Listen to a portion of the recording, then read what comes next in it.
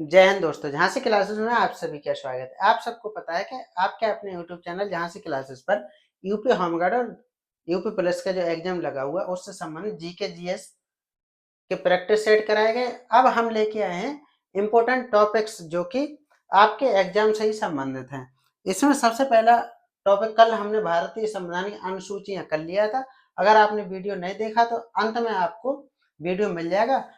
इससे पहले जो प्रैक्टिस सेट कराए हैं उसकी प्ले लिस्ट में भी हमने उसे ऐड कर दिया। अगर वीडियो जो नहीं देखे तो यहाँ आई बटन में आपको उसकी लिंक दिख रही होगी, जिसपे आप क्लिक करके वीडियो पर पहुंच सकते हैं। अंत में आपको इस डिस्प्ले पर भी वीडियो शो हो जाएंगे, जिन पे आप क्लिक करके भी आप वीडियो देख सकते हैं। यूपी पुलिस एवं होमगार्ड अन्य प्रतियोगी परीक्षाओं के लिए ये टॉपिक अति महत्वपूर्ण है। नदियों से संबंधित क्वेश्चन सभी परीक्षाओं में पूछे जाते हैं। तो हमने जो है इसे इस तरीके से डिजाइन किया है कि आपके लिए इंपॉर्टेंट पॉइंट्स जो है पूरे कवर कर रखे हैं। भारतीय नदियां भारतीय नदियां एवं उनसे संबंधित अति महत्वपूर्ण पॉइंट्स उनसे संबंधित अति महत्वपूर्ण पॉइंट तथ्य। सभी महत्वपूर्ण नदियां एवं उन पर बनने वाले सभी महत्वपूर्ण नदियां एवं सहायक नदियां एवं बांध, सभी तथ्य 15 मिनट से भी छोटा वीडियो होने वाला। वीडियो में अंत तक बने रहिएगा। चैनल पर नए तो चैनल को सब्सक्राइब कर लीजिए, वीडियो को लाइक कर दीजिए। देखते हैं अंदर है क्या। सबसे पहला हमारा आता है हिमालयी नदियां। सबसे पहला आता है हिमालयी नदियां, यानी जो हिमालय से निकलती है। ये नदियां हिमालय के हिमनदों से निकलते हैं। हिमनद मतलब ग्लेशियर। ग्लेशियर जो बर्फ की चट्टानें होती हैं उन्हें बोला जाता है। उनके पिघलने से ये जो नदियां हैं ये बनती है। इनमें साल भर पानी रहता है, हमेशा इनमें पानी बना रहता है। इसलिए जो है इन्हें सदाबहार नदियां कहा जाता है। इसलिए इन्हें जो है सदाबहार नदियां कहा जाता है। सदाबहार नदियां कहा जाता है। सदाबहार नदियां कहा जाता है। तो सदाबहार नदियां किन्हें कहा जाता है? हिमालयी नदियों को सदाबहार नदियां कहा जाता है। हिमालयी नदियां जो है हिमनदों से निकलती है, इनमें साल भर पानी बना रहता है। देखते हैं आगे। आगे जो है हमारा गंगा नदी तंत्र। गंगा नदी तंत्र जो है यह भारत की सबसे लंबी 2525 किलोमीटर। गंगा नदी की लंबाई कितनी है? 2525 किलोमीटर। और सबसे पवित्र नदी भी इसे माना गया है। सबसे पवित्र नदी भी इसे हम कहते हैं। सबसे पवित्र नदी भी इसे कहते हैं। अब क्या है, गंगा का उद्गम जो है, गंगा का उद्गम केवल एक नदी से नहीं होता है। गंगा का उद्गम एक धारा से नहीं है, बल्कि कई धाराओं के मिलने से ये जो है बनती है। उत्तराखंड में पंच प्रयाग का क्रम परीक्षा दृष्टि से अति महत्वपूर्ण है। सबसे पहला विष्णु प्रयाग, अलकनंदा और धौली गंगा यहाँ मिलती है। अगला है नंद प्रयाग, अलकनंदा प्लस मंदाकिनी। कर्ण प्रयाग में अलकनंदा पिंडर, रुद्र प्रयाग में अलकनंदा प्लस मंदाकिनी। अंत में हमारा आता है देव प्रयाग। देव प्रयाग में जो है देव प्रयाग में अलकनंदा और भागीरथी यहाँ मिलती है। यही जो है गंगा बनती है। तो ये बात स्पष्ट हो गई कि उद्गम स्थल से जो है गंगा नदी का नाम गंगा नहीं होता है। उद्गम स्थल से इसका नाम होता है भागीरथी। क्या होता है?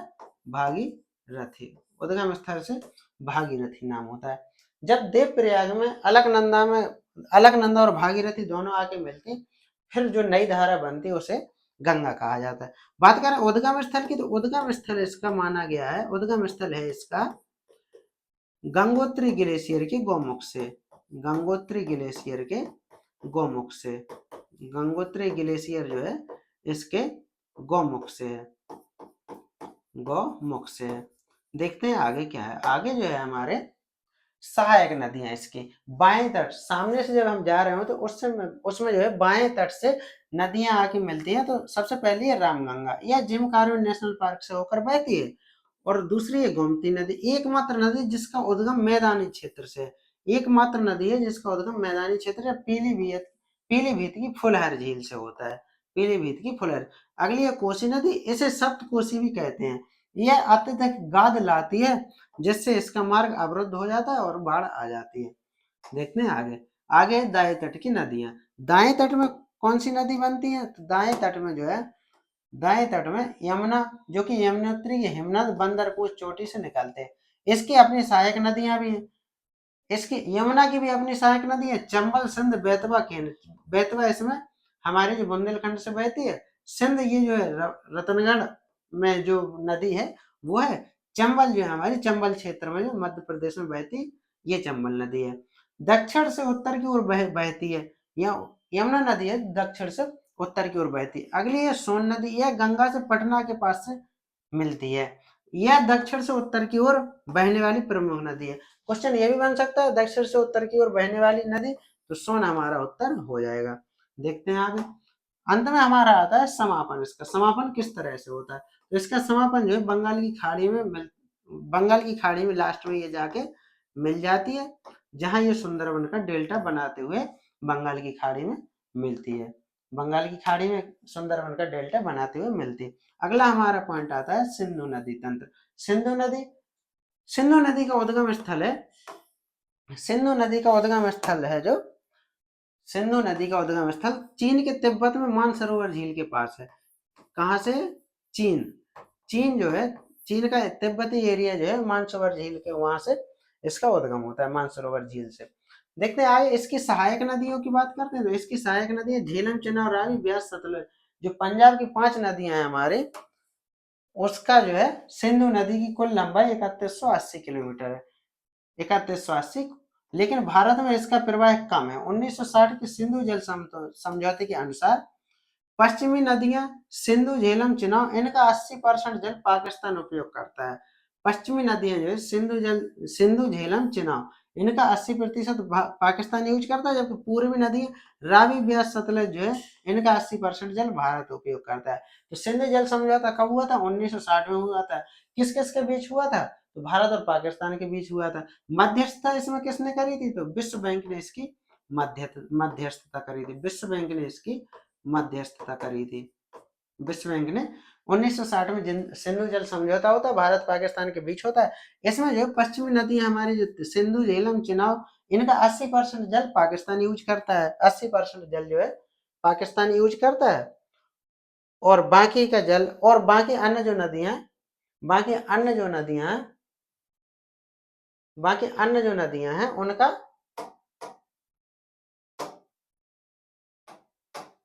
उनका बाकी का पानी भारत यूज करता है। परियोजनाएं देख लेते हैं, तो परियोजनाएं जो है इसमें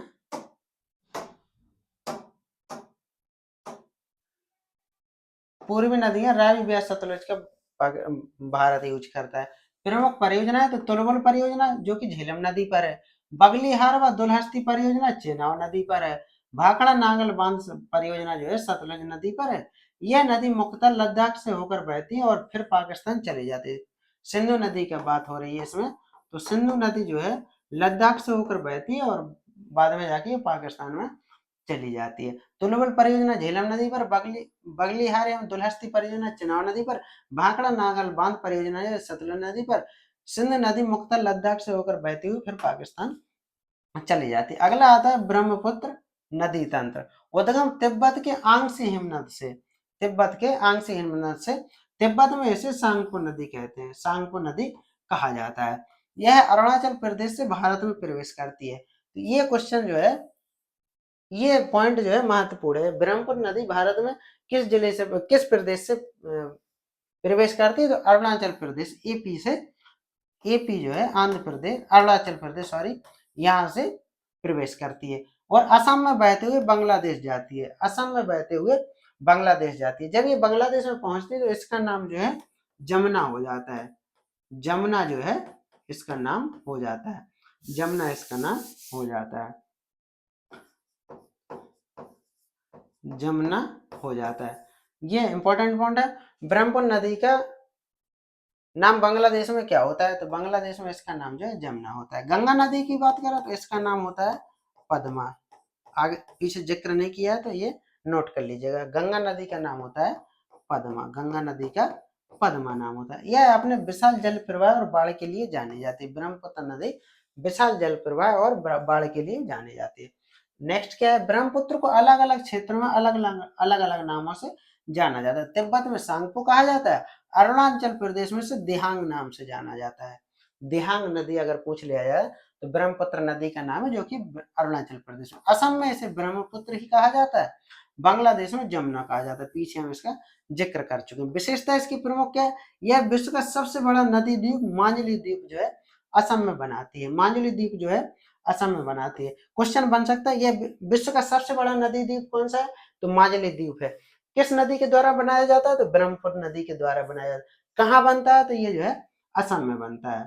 देखते हैं आगे नेक्स्ट क्या हमारा, प्रायद्वीपीय नदियां। अभी हम डिस्कस कर रहे थे हिमालयी नदी, अब आगे ये नदियां मुख्य रूप से वर्षा पर निर्भर करती हैं, प्रमुख रूप से वर्षा पर। वो थी हमारी हिमनद जो कि ग्लेशियर होते हैं उन पर, इसलिए इन्हें मौसमी नदियां कहा जाता है। ये हिमालयी नदियों की तुलना में पुरानी है।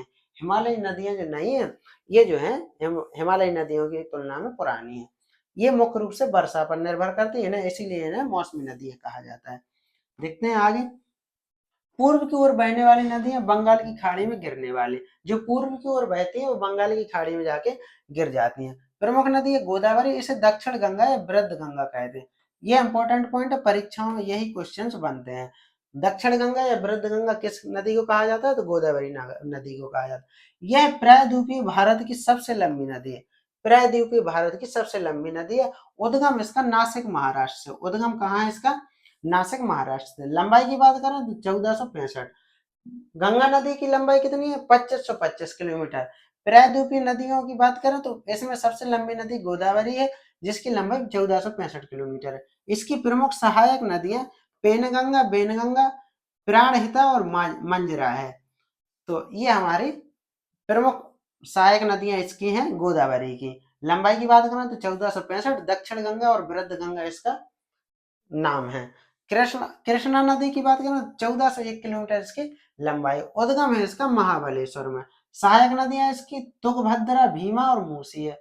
कोयना नदी को महाराष्ट्र की जीवन रेखा कहा जाता है। महाराष्ट्र की जीवन रेखा अगर क्वेश्चन आ जाए किस नदी को कहा जाता है, तो कोयना नदी को कहा, जैसे बिहार का शोक कोसी नदी को कहा जाता है उसी तरीके से कोयना नदी को महाराष्ट्र की जीवन रेखा कहा जाता है, इस जो कि कृष्णा नदी की सहायक है। अगला अगली नदी की बात करें तो कावेरी नदी, इसकी लंबाई जो है केवल 800 किलोमीटर। उद्गम इसका ब्रह्मगिरी पहाड़ियों से है जो कि कर्नाटक में स्थित है। इसे दक्षिण भारत की पवित्र नदी माना जाता है। उत्तर भारत की पवित्र नदी गंगा को माना जाता है, दक्षिण भारत की पवित्र नदी जो है कावेरी को माना जाता है।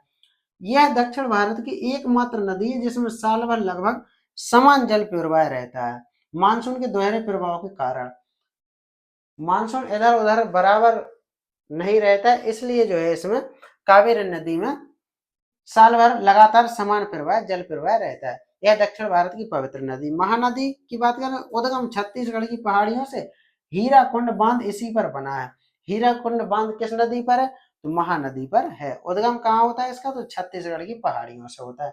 आगे देखते हैं, आगे जो है पश्चिम की ओर बहने वाली नदियां। अभी हम क्या देख रहे थे, ये थी बंगाल की खाड़ी में गिरने वाली जो कि पूर्व की ओर बहने वाली नदियां थी। अब पश्चिम की ओर बहने वाली नदियां जो कि अरब सागर में जाके गिरती हैं।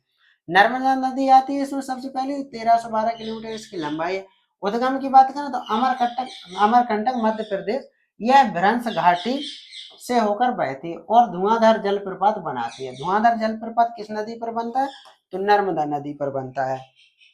यह विंध्याचल और सतपुड़ा की श्रेणियों के बीच भ्रंश घाटी में बहती है। विंध्याचल और सतपुड़ा की श्रेणियों के बीच भ्रंश घाटी में बहती है। यह एस्चुरी बनाती है, डेल्टा नहीं। गंगा जो नदी थी वो डेल्टा बना रही थी, ये जो है एस्चुरी बनाती है, एस्चुरी बनाती है। ताप्ती उद्गम स्थल इसका मुल्ताई। अगली नदी कौन सी आ गई हमारी, ताप्ती आ गई। मुल्ताई मध्य प्रदेश से इसका उद्गम स्थल है।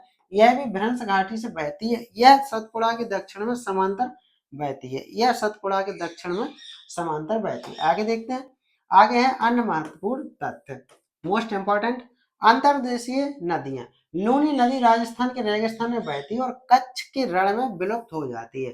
अंतर्देशीय मतलब देश के अंदर ही शुरू होती है और यही जो है समाप्त हो जाती है।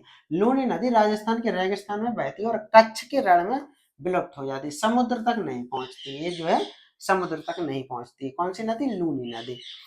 अगला डेल्टा वर्सेस एस्चुरी। डेल्टा और एस्चुरी में अंतर क्या है, पूर्व की ओर बहने वाली नदियां डेल्टा बनाती हैं, जबकि पश्चिम की ओर बहने वाली नदियां नर्मदा, ताप्ती, ज्वार नदमुख, एस्चुरी को हिंदी में देखा जाए तो ज्वार नदमुख, जो कि पश्चिम की ओर बहने वाली नदियां बनाती हैं।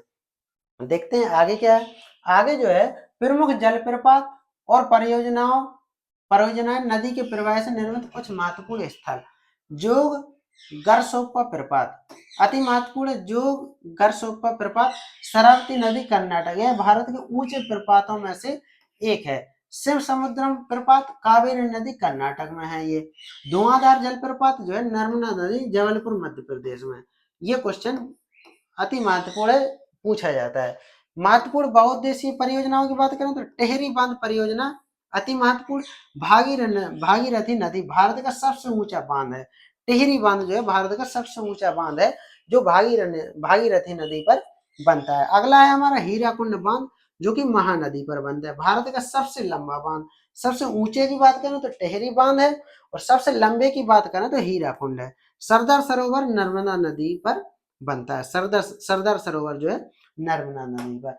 देखते हैं नदियों का अंत डेल्टा बनाम एस्चुरी। नदियों का अंत जो है कैसे होता है, डेल्टा बनाम एस्चुरी बनाते हुए। यह समझना तकनीकी रूप से बहुत जरूरी है कि कौन सी नदी क्या बनाती है। डेल्टा जब नदियां समुद्र से गिरने से पहले धीमी हो जाती, जब नदियां जो है समुद्र में गिरने से पहले धीमी हो जाती हैं और कई शाखाओं में बट जाती है, तब ये जाके डेल्टा बनाती हैं। जैसे जैसे हमारी गंगा और ब्रह्मपुत्र जो है सुंदरबन का डेल्टा बनाती है। गोदावरी और कृष्णा ये नदियां भी डेल्टा बनाती है। एस्चुरी की बात करें, एस्चुरी की बात करें तो ये जब नदियां बिना किसी रुकावट के सीधे समुद्र में गिरती हैं और खारे व मीठे पानी का संगम होता है, यह अक्सर पथरीले रास्तों और भ्रंश घाटियों से बहने वाली नदियां बनाती हैं। उदाहरण में नर्मदा और ताप्ती। नर्मदा ताप्ती जो है एस्चुरी बनाती है, गंगा ब्रह्मपुत्र डेल्टा बनाती है, सुंदरबन का डेल्टा जो है बंगाल की खाड़ी में गिरने से पहले ही बनाती हैं। ये थे हमारे नदियों से संबंधित अति महत्वपूर्ण पॉइंट्स। कल हम इसी समय 3:30 बजे वीडियो लेके आएंगे, जिसमें जो है नदियों से संबंधित महत्वपूर्ण इंपॉर्टेंट एमसीक्यूज करा रहे होंगे, जो कि परीक्षाओं में पूछे हुए होंगे और आने वाली परीक्षाओं के लिए अति महत्वपूर्ण हो रहे होंगे। वीडियो कैसा लगा? वीडियो अगर अच्छा लगा तो वीडियो को लाइक कर दीजिए, चैनल पर नए तो चैनल को सब्सक्राइब कर लीजिए। बाकी जीके जीएस के जो प्रैक्टिस सेट हमने कराए हैं वो आपको डिस्प्ले पर दिख रहे होंगे, क्लिक करके आप डायरेक्ट वीडियो देख सकते हैं। मिलते हैं अगले वीडियो में, तब तक चैनल पर बने रहिएगा। जय हिंद।